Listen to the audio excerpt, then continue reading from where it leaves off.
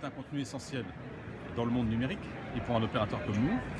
Et par rapport, en doute, vous faites allusion à des manœuvres, des mouvements stratégiques qui peuvent exister par-ci par-là.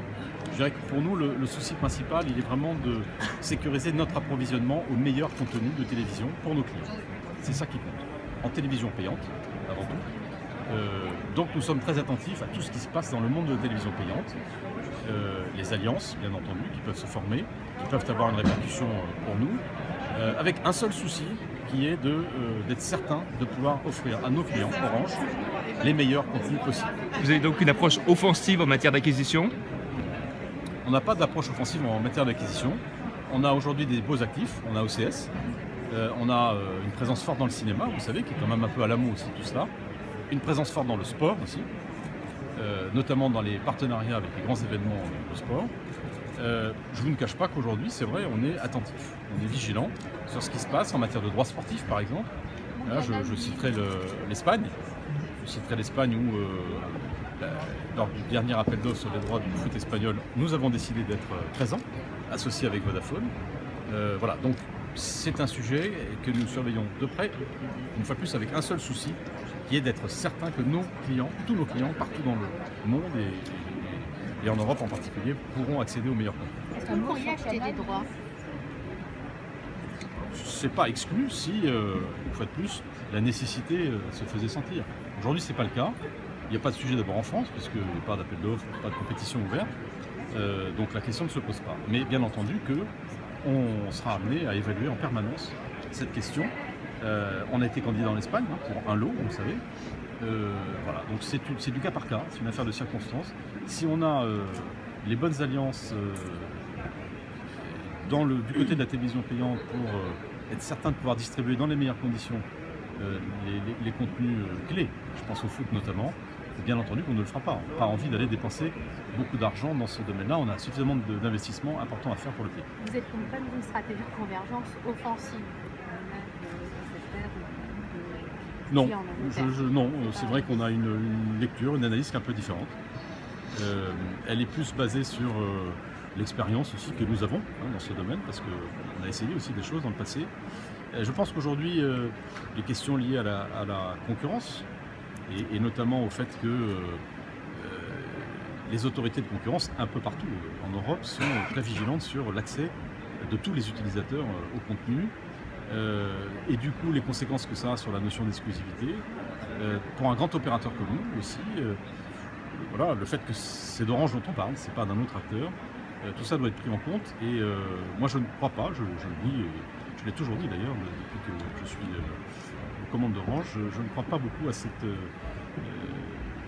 stratégie d'intégration verticale contenu-distribution. Il y a énormément de questions qui se posent là.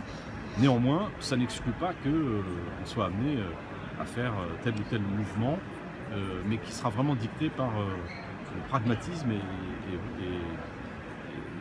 pour nous l'exigence qui est de ne pas nous fermer à certains contenus pour nous.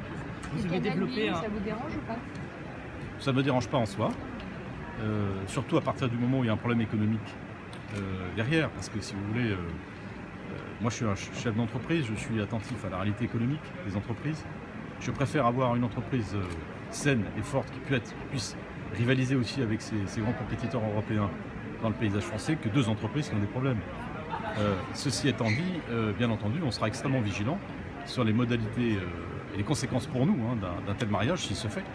On n'y est pas opposé du tout par principe, mais on sera vigilant sur les modalités et en particulier sur la latitude que nous aurons dans cette nouvelle configuration de pouvoir offrir les meilleures offres à nos clients. Vous avez développé un réseau supplémentaire, cette box. C'est quoi les plus puissantes? Tout est plus puissant. Tout est plus puissant. On a un chipset, deux chipsets d'ailleurs, qui sont les chipsets de dernière génération les plus puissants, qui vont nous permettre d'implanter beaucoup d'algorithmes pour de nouveaux services. On a un ensemble de Wi-Fi qui est infiniment plus puissant et plus performant que tout ce qu'on a connu jusque-là, qui va permettre de connecter jusqu'à une dizaine de terminaux sur la même box simultanément et avec une qualité d'expérience extraordinaire. On a la possibilité d'accéder à l'ultra haute définition avec des définitions d'image incroyables. On a le son Dolby Atmos qui est vraiment là aussi une expérience totalement immersive en matière de son. On a tout ça. Donc en fait, dans cette box, on peut dire réuni, regroupé aujourd'hui tout ce que la technologie permet de faire au mieux dans l'état actuel des technologies, dans un boîtier tout petit, dont le design a été aussi beaucoup travaillé, beaucoup étudié. C'est vraiment une sorte de media center à la maison qu'on va avoir avec cette box. Je n'ai pas mentionné les jeux aussi. Hein, il y a du fait de la puissance installée, justement, une capacité aussi d'avoir une vraie console de jeu avec cette box, et aussi l'accès à la réalité virtuelle. Vous avez développé un réseau LoRa, et aussi vous avez lancé une lampe LoRa. Je voudrais savoir pour quelle raison vous n'avez pas intégré justement LoRa, soit à l'intérieur de la Home Live, voire dans la Livebox, et si c'est le cas, dans quelle période de temps? Alors c'est vrai qu'on a décidé de déployer un réseau LoRa, parce que le déploiement des objets connectés, enfin le développement des objets connectés nécessite aujourd'hui d'utiliser ce levier aussi des réseaux de bas débit, et pour nous la technologie LoRa est très intéressante. On est en cours de déploiement, on est aujourd'hui dans 17 grandes villes, et à 2016 on sera présent sur tout le territoire. Tous les équipements que nous avons aujourd'hui, et notamment la box, ont la capacité aussi d'utiliser LoRa. Simplement, évidemment, la puissance qui est installée dans la box fait que l'utilisation de LoRa est extrêmement limitée, à part entre simplement la télécommande et la box. Donc il y a une démarche Internet des objets qui ne concerne pas vraiment le box à la maison. Et puis il y a, je dirais, moi je dis ça plutôt à la fibre, et au débit qu'on peut apporter à la fibre à domicile, l'expérience qu'on veut proposer avec la il n'y a pas d'offre commerciale pour l'instant, LoRa? LoRa pour l'instant c'est du B2B, c'est-à-dire c'est un réseau qu'on propose aux entreprises qui ont des objets connectés pour qu'elles puissent accéder à cette connectivité qui est très, très peu chère, vous savez. Et donc c'est vraiment, ça fait partie de l'offre B2B que nous avons dans l'Internet des objets avec les plateformes et le reste. Elle sort quand la box? La box va sortir dans quelques semaines. Voilà, on est au mois de mars, je dirais, environ 2 à 3 mois, et elle sera partout. Quel est votre plan pour la couverture des zones blanches? Pardon ? Quel est votre plan de couverture pour les zones blanches? Alors, les zones blanches, là vous faites référence à la téléphonie mobile, je pense, en France. Comme vous le savez sûrement, il y a un accord qui a été signé l'année dernière entre les opérateurs pour relancer la couverture des zones blanches 3G. Donc cet accord il prévoit des investissements additionnels pour que fin 2017, il n'y ait plus du tout de zones blanches 3G au niveau des centres-bourgs. Donc ça c'est en marche, je dirais, et évidemment ça doit se faire. Et on a commencé à le déployer. Nous on est attentif au-delà de ça à ce qu'on appelle les zones grises, c'est-à-dire finalement les zones qui ne sont pas considérées de façon réglementaire comme des zones blanches, mais qui sont quand même des zones dans lesquelles la réception de la téléphonie mobile est mauvaise. Donc on s'y attaque aussi. Je pourrais vous citer différents exemples, mais on a notamment décidé de bien couvrir maintenant tous les grands axes de transport. Si vous avez pris le TGV entre Paris et Lyon et que vous êtes un abonné Orange, vous pourrez constater que l'expérience de connectivité est totalement transformée. Hein. On a une connectivité quasiment parfaite du début jusqu'à la fin. On a déployé quand même plus de 300 sites nouveaux pour y arriver, sur cette ligne, simplement Paris-Lyon. On va le faire sur les 6 principales lignes de TGV, sur les 10 principaux axes autoroutiers. Vous savez, il ne s'agit pas d'aller mettre des hérissés d'antennes tout le pays, y compris dans des zones où il n'y a pas d'utilisateurs. Ce qu'il faut, c'est vraiment essayer d'améliorer l'expérience de connectivité de nos clients, c'est ce qu'on fait. Et on essaie de le faire là où ils en ont besoin, c'est-à-dire notamment dans les grands axes de déplacement. Sur la fibre optique, on a un plan de déploiement avec l'État qui est de 80% du territoire couvert d'ici 2020. L'État, du fait des contraintes budgétaires aujourd'hui, est-ce que vous pensez que cet objectif peut être atteint? Il sera atteint si on ne touche pas à l'équilibre du système, et notamment la complémentarité entre le public et le privé. Les opérateurs aujourd'hui déploient, enfin, surtout d'ailleurs Orange, hein, qui tient parfaitement ses engagements, qui a de l'ambition dans ce domaine, qui essaie d'être vraiment aux avant-postes et de conduire dans beaucoup de villes ce déploiement concret de la fibre. Hein. Je rappelle qu'on est à 5 millions de clients éligibles aujourd'hui et on a l'objectif d'arriver à 12 millions en 2018. Donc c'est vraiment une opération industrielle de grande ampleur. Ça reposera aussi sur les autres opérateurs, on ne va pas faire ça tout seul. Donc il y a toute une dynamique sur les opérateurs. C'est pour ça d'ailleurs que les opérateurs ont besoin d'avoir les reins solides pour pouvoir le faire, ce déploiement. Ça représente des investissements considérables. Bon, ensuite, il y a la part du public. La part du public, c'est l'accompagnement de l'État, mais qui est assez sécurisé au niveau budgétaire parce que ce sont des investissements d'abord et qui ont été sanctuarisés. Donc je ne suis pas inquiet là-dessus. Et puis enfin, il y a la partie qui ressort, qui est du ressort des collectivités locales. Donc ce sont les réseaux d'initiative publiques. On est en plein développement de ces réseaux. Orange est partenaire d'un certain nombre de grands réseaux.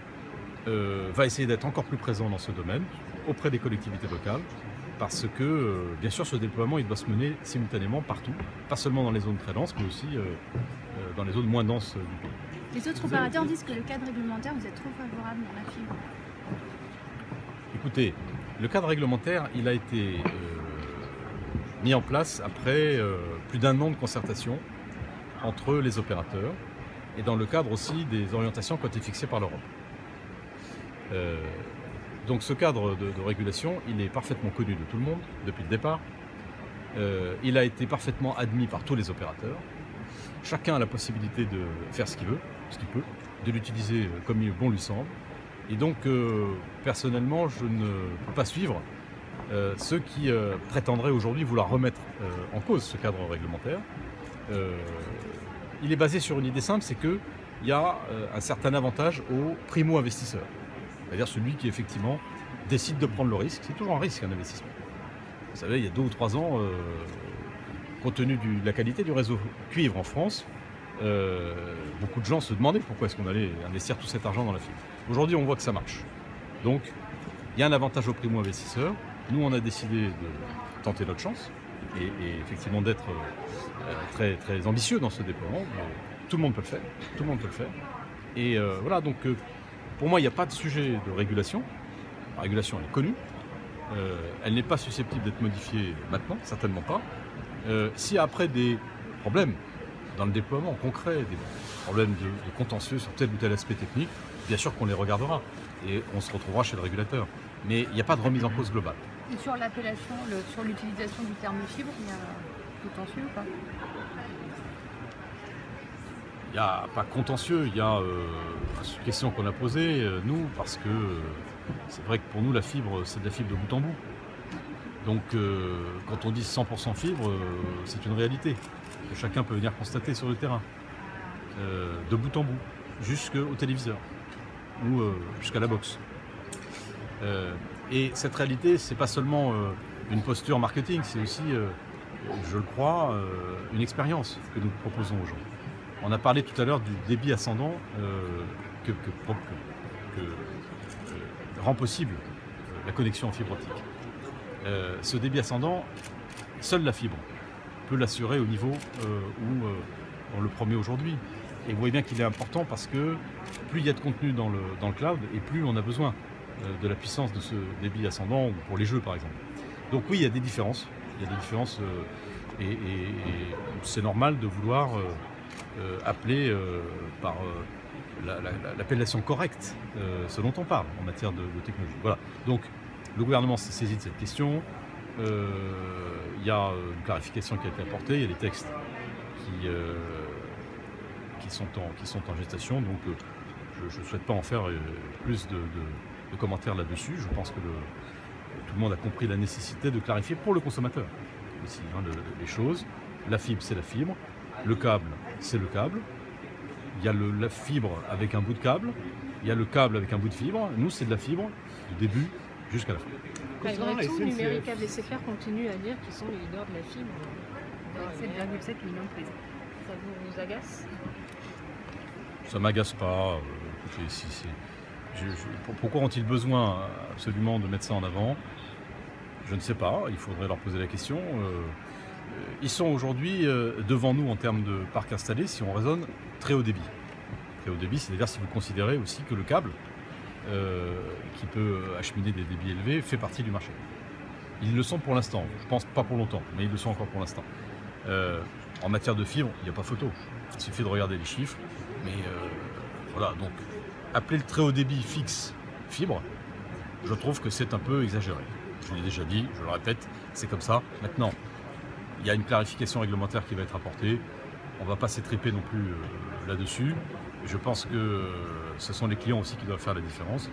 Et moi, ce que je constate quand même, c'est que les clients que nous avons maintenant à la fibre d'Orange, ils sont très heureux, ils sont très satisfaits de l'expérience qu'ils ont. Et c'est ça la meilleure incitation pour tout le monde à aller vers la fibre, c'est celle-là, c'est celle de l'expérience des gens. Pour les gens qui Vous vous vous demandent adressez des avec cette box, à qui vous vous adressez et à qui vous voulez piquer des clients? Alors, on s'adresse à tout le monde. On s'adresse d'abord à nos clients, bien sûr, d'aujourd'hui, à qui on va proposer de migrer et de monter, si je puis dire, sur cette nouvelle box. Ça va être plus cher? On n'a pas fixé encore les tarifs, encore un tout petit peu de patience, mais non. On va pas... vous savez bien que dans cette industrie, quand on apporte des progrès technologiques, ça s'accompagne rarement d'une augmentation forte des prix. Donc, c'est pas l'idée. L'idée, c'est de déployer cette nouvelle technologie pour en faire bénéficier le plus grand nombre. Elle s'adresse prioritairement, je dirais, à tous ceux qui ont la fibre. Et ils sont nombreux, et ils sont de plus en plus nombreux. Donc c'est vrai qu'il y a, une complémentarité naturelle entre cette nouvelle box et la fibre. Et puis elle s'adresse à tous ceux qui veulent avoir accès à cette expérience incroyable d'Orange, hein, même s'ils sont aujourd'hui chez SFR, chez Free ou chez les autres. Est-ce que vous ne cherchez pas à devenir un assureur en connectant tous les objets et en proposant de la sécurisation à tous les étages? Parce que vous êtes partenaire avec des assureurs, mais demain vous pouvez facturer ces services directement? Oui, alors écoutez, on a déjà des ambitions dans le domaine de la banque, vous le savez, qui, Banque assurance, pas tout à fait. Alors, dans le cadre du projet de la banque, il se peut tout à fait qu'on ait aussi à un moment un contenu de produits d'assurance. Sous votre marque? Sous la marque, oui, ou qu'on distribue en tout cas des produits d'assurance dans la banque Orange. Ça fait partie de nos projets. Je ne sais pas si ça couvrira, quel domaine ça couvrira exactement. On s'attaquera déjà à tout ce qui touche au numérique, notamment aux appareils, etc. Voilà, mais merci en tout cas de l'idée, elle est intéressante, on va l'explorer en plus. Pour les gens qui n'auront jamais la fibre optique, est-ce que vous envisagez de faire une offre fixe basée sur de la 4G? Je pense à l'expérience Village Connecté.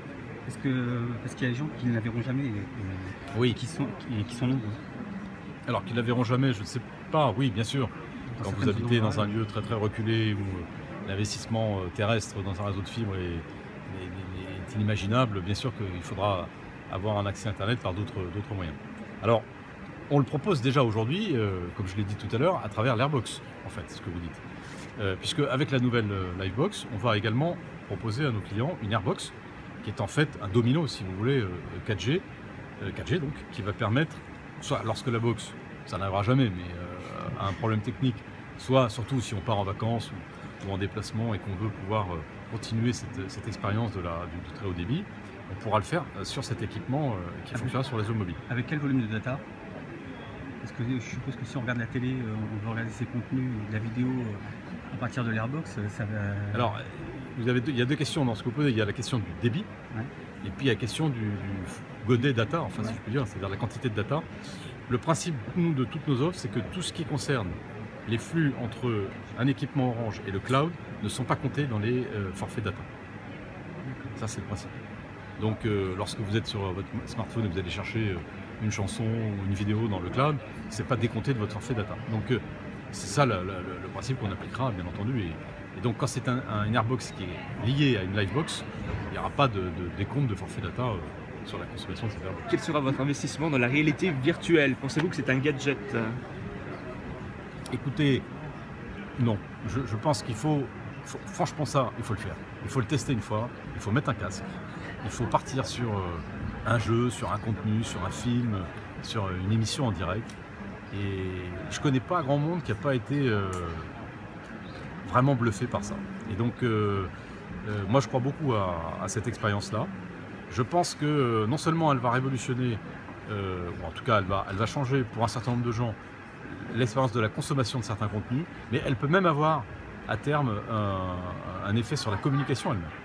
Vous savez, quand on sera dans son salon, qu'on appellera un parent ou un enfant qui est à l'autre bout de la terre, qu'on mettra ce casque et qu'on aura son enfant assis sur le canapé comme s'il était en face, bah, ça sera aussi un effet incroyable. Donc moi je crois beaucoup à ça. La technologie elle progresse continuellement. On a déjà là maintenant avec les sociétés que vous connaissez bien, Oculus, HTC et Vive notamment qu'on présente là, qui est quand même une expérience incroyable. Je vous invite d'ailleurs à aller le faire tout à l'heure. Stéphane, Richard, il paraît que ça y est, vous avez trouvé un accord avec Free et SFR. Est-ce que vous confirmez pour la rétrocession d'actifs de Bouygues Telecom? Écoutez, cette opération, vous le savez, repose sur la capacité des 3 opérateurs qui pourraient rester après cette consolidation de se mettre d'accord sur des modalités de répartition, en tout cas, des actifs de Bouygues Telecom. Pourquoi on fait ça? Pas pour le plaisir de dépecer, comme j'ai pu le lire un jour dans un journal.